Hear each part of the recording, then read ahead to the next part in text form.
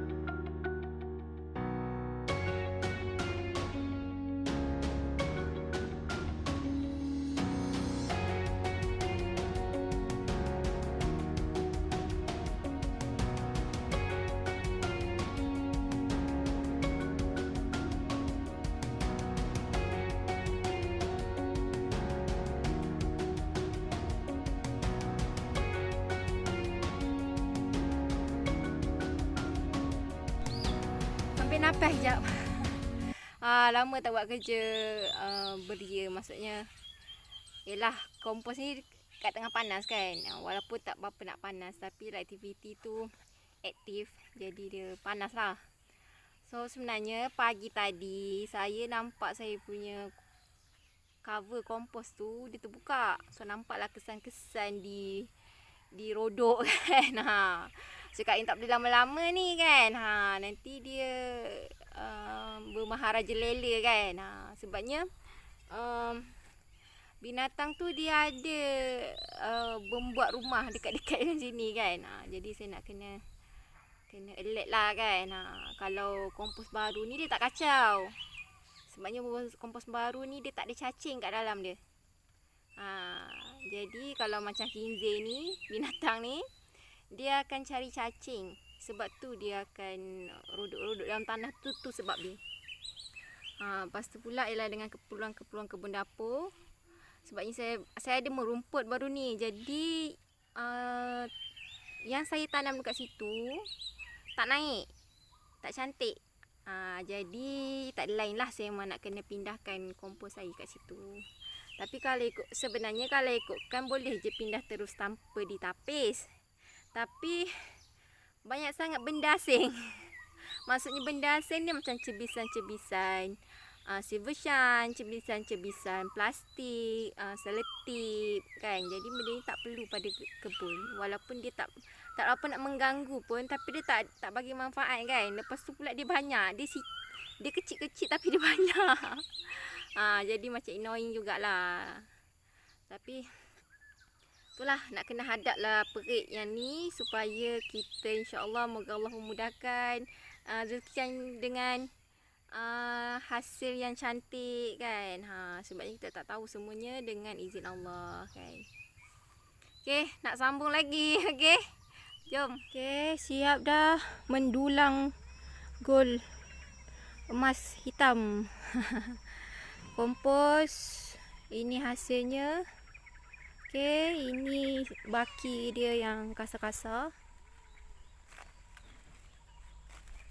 Okey.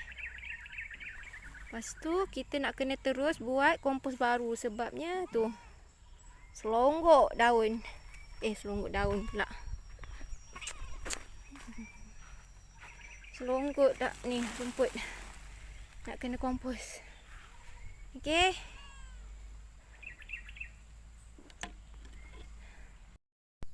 Apa yang saya dapat, maksud saya lihat daripada hasil daripada kompos cendawan ni, sebabnya majoriti daripada sisa cendawan tu, uh, cuma saya nak jelaskan kat korang, yang saya masukkan sisa cendawan bukan cendawan tu tau. Sisa dari beg cendawan. Maksudnya sisa kayu, habuk kayu tu, bukan cendawan tu betul kan. Macam tu. Sebabnya takut nanti korang salah faham bila saya cakap sisa cendawan. Tu daripada beg cendawan tu, yang saya letak rumput sikit je. Tapi majoriti memang sisa beg cendawan tu lah. Yang saya lihat daripada hasil daripada sayur-sayur daun yang saya letak dengan kompos sisa beg cendawan ni dah beberapa hari. So saya perasan dah diorang punya betapa seronoknya diorang membesar kan. Dapat baja, lepas tu hujan cukup. Petang je hujan, walaupun tak hujan pun tanah tu masih dapat menyimpan air yang diorang perlu, macam tu. Walaupun diorang, yelah akar tak dalam pun, tapi cukup lah untuk diorang kan, untuk survive kalau satu hari panas tu tak ada masalah lah kalau tak bersiram. Lepas tu saya perhatikan kompos ni nutrien dalam tu banyak lah. Bila tengok pokok tu membesar dengan baik, lepas tu kesan serangga pun kurang, tak ada lubang-lubang, tak adalah sesak sangat kan, tak adalah sedih sangat macam dulu. Dia membesar pun dengan saiz yang orang kata adalah, walaupun tak seperfect pasar raya, tapi dia kita boleh nampak, oh inilah rupa asal kalau pokok tu organik, macam tu.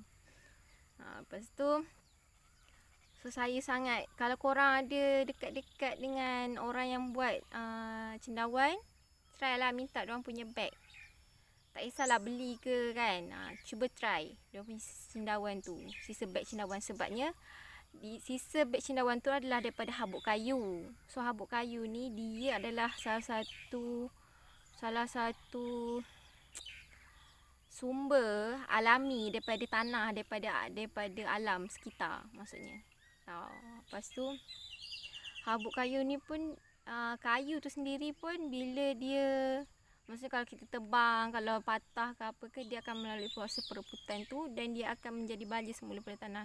Cumanya kalau habuk kayu ni dia dah jimat lah sikit masa sebab dia dah halus kan. Kalau kayu seketul tu panjang sedepa ke kan, dia ambil masa lah sikit dia nak mereput dan menjadi baja semula pada tanah.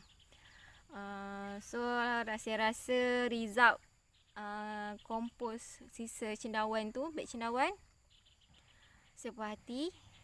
Dan saya sangat galakkan untuk korang buat juga. Sebabnya nak tunggu tak lama, 3 bulan je dah boleh guna. Cumanya syarat nak kena dekat atas tanah ataupun ada mix sedikit dengan tanah, supaya sebabnya sisa beg cendawan ni dia tak ada benda lain dalam tu daripada benih cendawan tu saja, sisa daripada benih cendawan. Jadi dia tak ada mikrob organisma asal tanah. Nutrien mikrob dalam yang asal tanah tu tak ada. Jadi nak kena mix dengan tanah. Kalau korang memang letak sisa cendawan tu di kompos atas tanah, saya sangat macam yang saya buat, saya rasa insyaAllah akan dapat hasil yang cantik macam yang saya dapat lah. Sebabnya mikrob daripada tanah tu yang membantu untuk sisa beg cendawan tu dikompos dengan baik, dan dia dapat bertukar menjadi tanah dan menyerap, dan mikrob dalam tanah tu dapat membiak dalam sisa beg cendawan ni, macam tu. Jadi itulah yang merubahkan kondisi nutrien dia, mikrob dalam tu, bakteri apa semua yang penting untuk pokok membiak dengan baik dan menjadi sumber terbaik untuk sebagai baja pada pokok lah. Cumanya dia nak kena lembab, sebab tu kita nak kena sentiasa cover. Dia tak boleh kena matahari, mikrob akan mati. Lepas tu tak boleh kena cover selalu, sebabnya jangan bagi panas dengan hujan lah. Sebabnya kalau hujan dia akan nutrien tu akan di wash, dia akan dibawa pergi oleh air. Lepas tu kalau matahari dia akan kering mati macam tu. Tapi apa pula kalau kita dah ni kalau kita dah letak kat tanah mestilah kena panas kan. Tapi dia hanya lapisan atas, lapisan bawah tu masih boleh connection dengan tanah, dengan pokok yang kita tanam tu. Jadi tak ada masalah sangatlah kan. Dia cuma masa proses membuat tu. Masa dah jadi kompos, dah tak perlu risaulah dengan hujan, dengan panas, sebab dia memang perlukan dua elemen tu untuk hujan untuk nutrien tu dicairkan supaya dia boleh serap dalam tanah dan pokok boleh makan. Macam tu. So kalau panas pula untuk macam mana? Untuk sebagai pelindung pada tanah tu, bila kita tutup dengan something kan, so dia akan mengekalkan kelembapan dan menghalang pada matahari kena tanah. Macam tu. So dia sebenarnya kompos ni secara kasarnya adalah sesuatu yang mengandungi mikrob, bagai perumah mikrob je sebenarnya. So bila dah dekat tanah, dia akan pindahkan mikrob tu pada tanah dan pokok boleh makan lah kan, macam tu.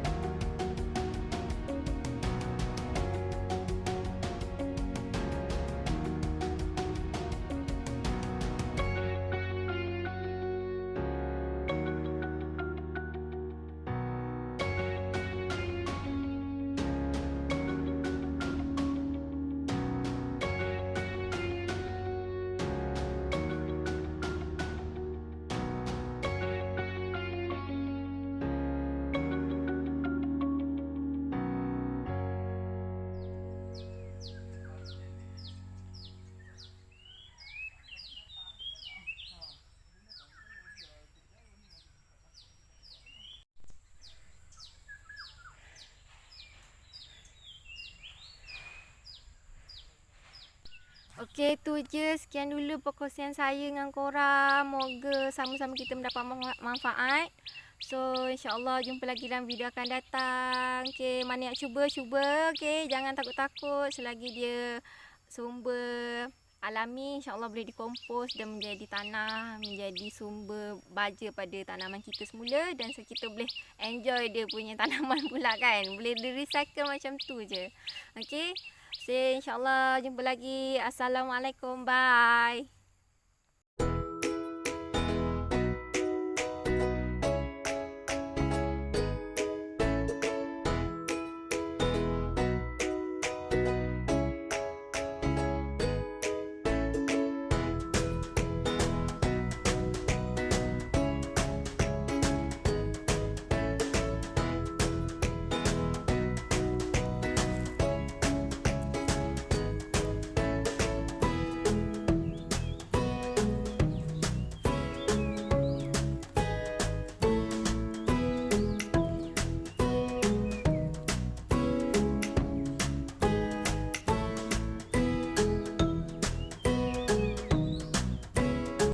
Okey, ni tambahan video ni 2 hari selepas saya tapis kompos tu, sebab saya ambil masa 2 hari untuk ratakan ke tempat-tempat yang perlu kat kebun dapur ni lah. Tapi jumlah tu semua tak cukup untuk cover semua pokok-pokok lah.